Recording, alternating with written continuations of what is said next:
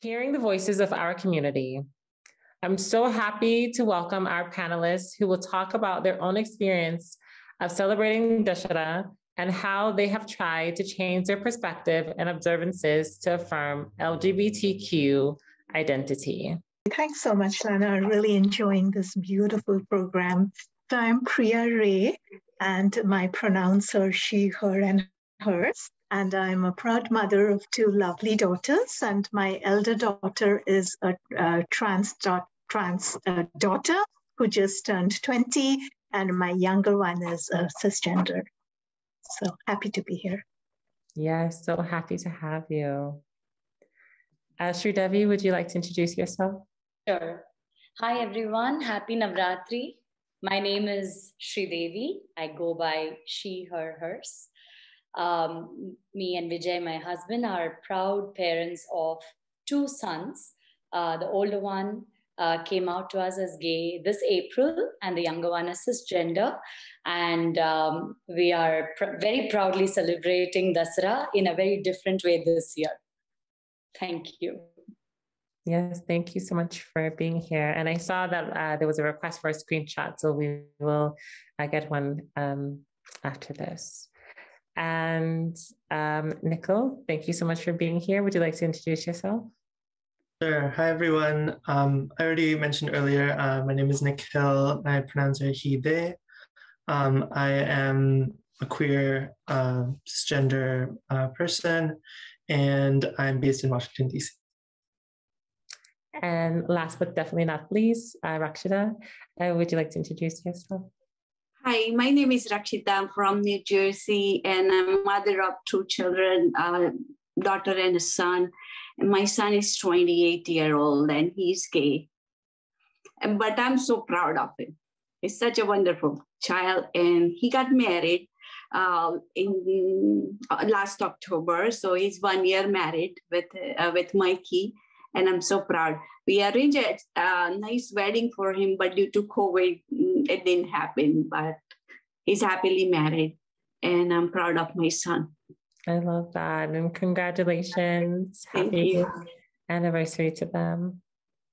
I will pass it on to them. Yes. So we have a few questions for y'all. I would love to learn a little bit more. So the question is, can you share a little bit about how you celebrate this festival? Nikhil, would you like to start? Sure. I guess for me, I've celebrated Navratri in different ways as I grew up. When I was younger, my family is Telugu, and so we would celebrate Navratri by visiting, different golus, like the beautiful one in Sridevi's background. And so that was, always the most exciting part for me. And although I was my brother and I, because we were boys, we never had the opportunity to make our own golus, so we would just visit other family friends. But I always had this feeling of I wish we could have made our own. And I was a very artistic, kid, so it would have been very exciting for me. But going to college, I kind of transitioned into what many college kids do is go to Garba events during Navratri. And so actually my partner, who is in the Zoom room as well, one of our first dates is going to a Garba. So I have a very soft spot in my heart for that.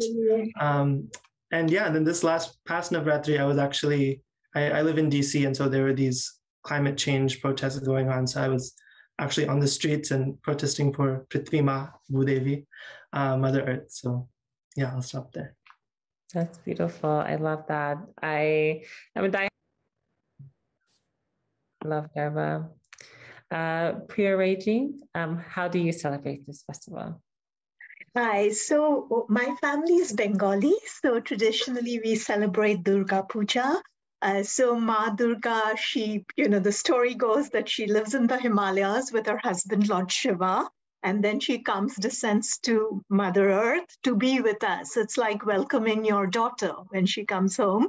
And she comes with her two daughters, two sons. On the way, she encounters the Ashur, the devil. And then the gods gives her, the many gods give her the boon, lots of arms, a little bit of violence, but she kills the demon.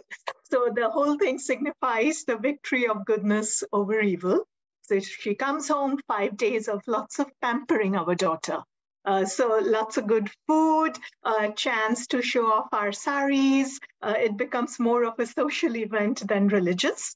But on a more reflective side of things, I feel that we have a goddess in every one of us, and that we all have the strength to invoke that courage, that transformation, and get the strength to do what is right. And one other quick thing is, while growing up in India, I was not exposed to Golu or other things, that are prevalent in the States. So I feel here it's the United States of India. So I get to go to all the Golus and Garbas and so do a lot of fun stuff. Yes, I completely agree. It's been a complete honor. My trans daughter, Aishini, she's Bengali. And so this year I got to experience Durga Puja for the first time. So it was very beautiful to be there and experience the beautiful energy there. Very nice. Yeah. Sridevi ji, I would love to hear about how you celebrate this festival.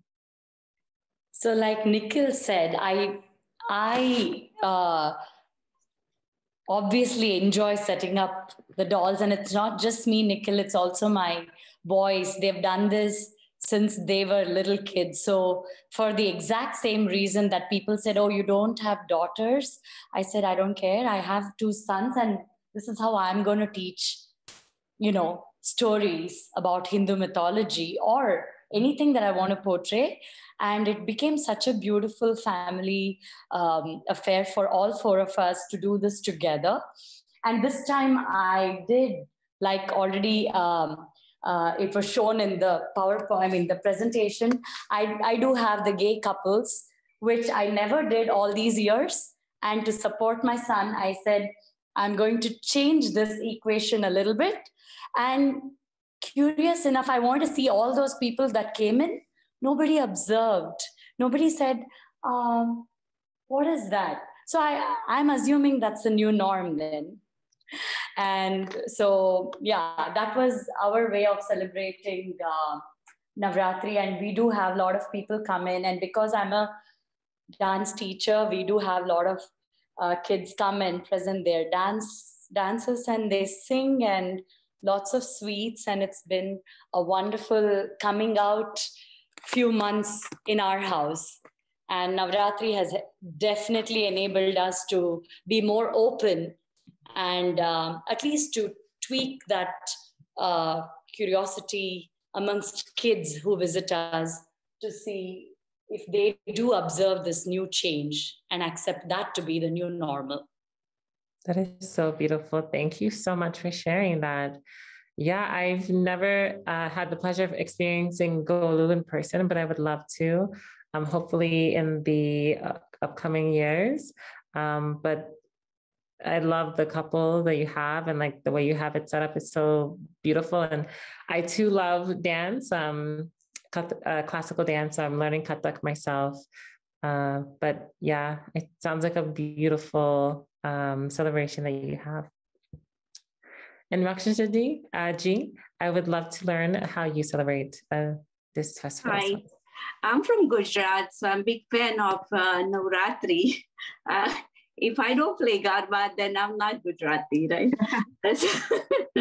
I play Garba like till I get tired. Like, okay, my legs say, oh, you can't do no more. I do Garba. I love Garba. And thankfully, I have so many friends in New Jersey, like 18 of us, like nice group. So we play Garba. I have to show you this dandiyas I have. To go with my outfit, I have all matching dandiyas. Yeah, so my son, he's a wonderful dancer, let me tell you. He never learned dance, but he can play Garba like any women can play, I can tell you that. He's wonderful dancer. He's 6'4", so he stands out when he plays Garba. So like everybody's looking at him only because when he plays Garba, he's such a tall. so he can see, everybody can see him, and he's such a gracefully dancer, like any women can not even dance like him. I'm so proud that we play Garba together when he's here. So it's wonderful. I play Garba like so crazy. I just can't stop myself when music is on.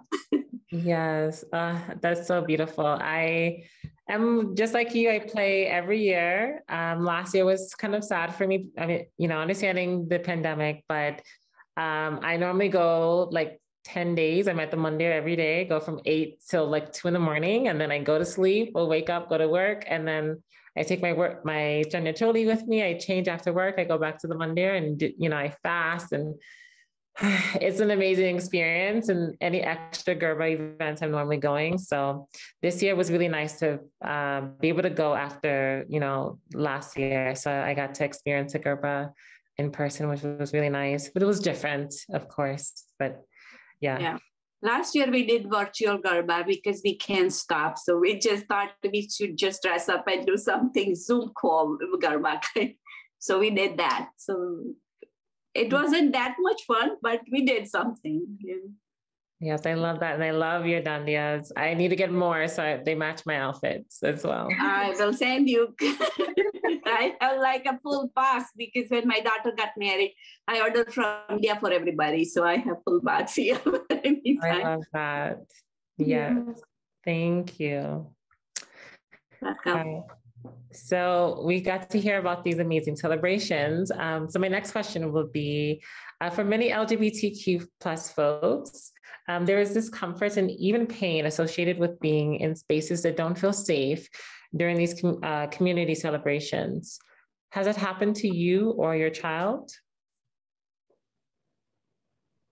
Would you like to start first, Priyariti? Sure.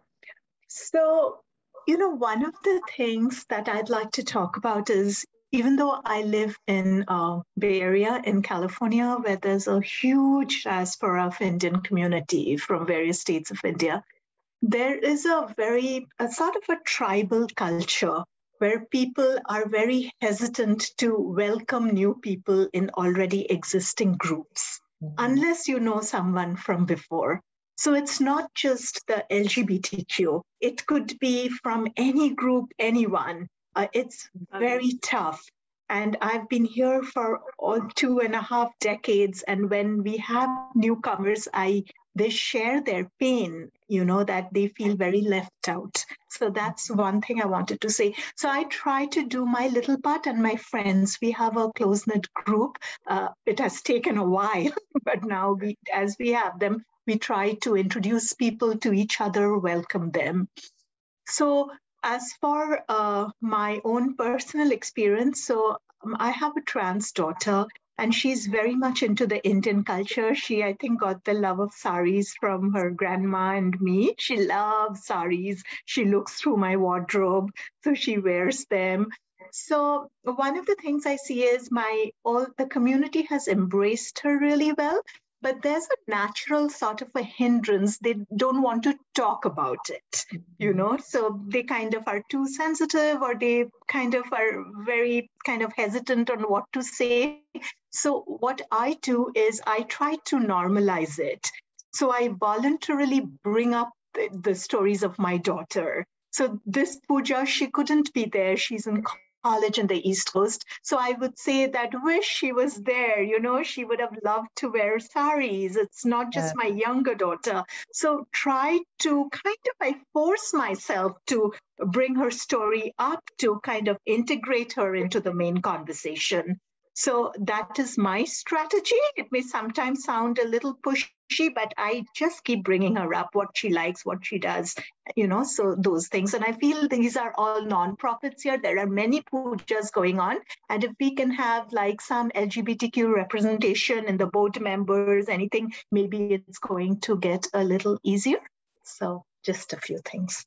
I love that. Yes, yeah.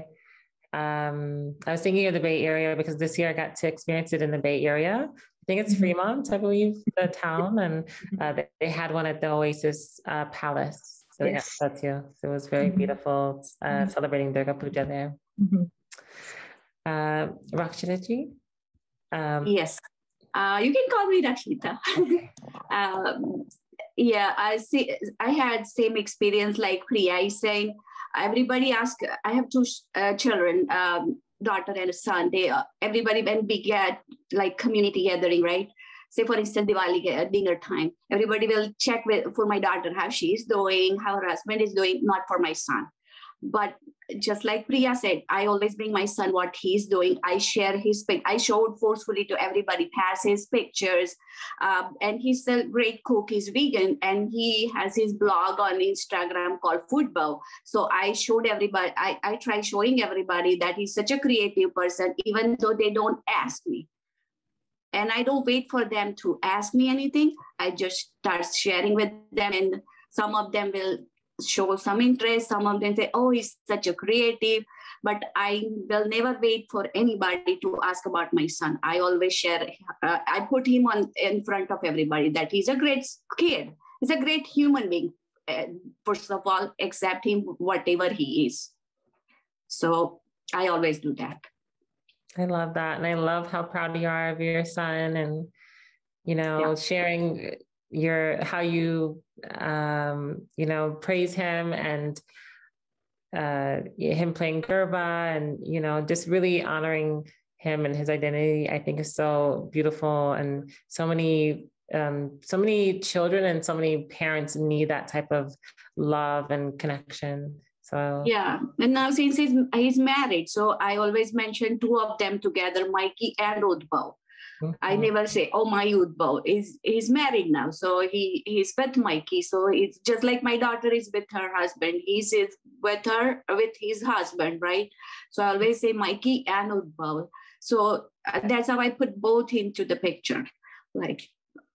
Yeah, it's important that we normalize relationships, right? Love is love, regardless of how it shows up.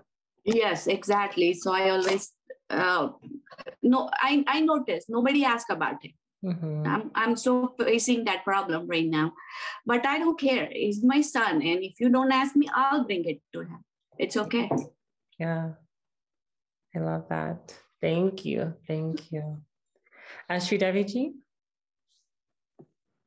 Yeah, for me, this is I'm still a new mom to Vaibhav in that sense, because he just came out in April and this is his first Navratri. So what I did to kind of make it as normal as possible was we had Samir and Amit, who've been married for years now. I had them over as the guests for the first meal. So that way Vaibhav saw that, okay, this is how my future is going to look like.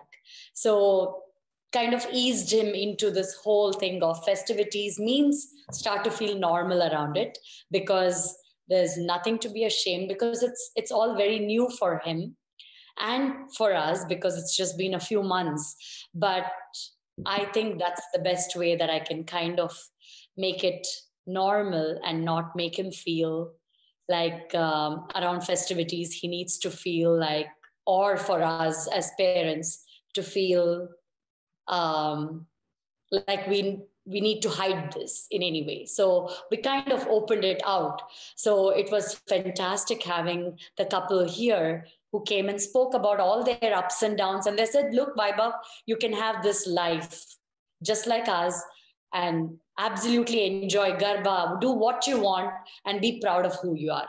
So I think we're going to start to see more of this as every festivals come in front of us. But I think we have kind of figured out how to make it the new normal.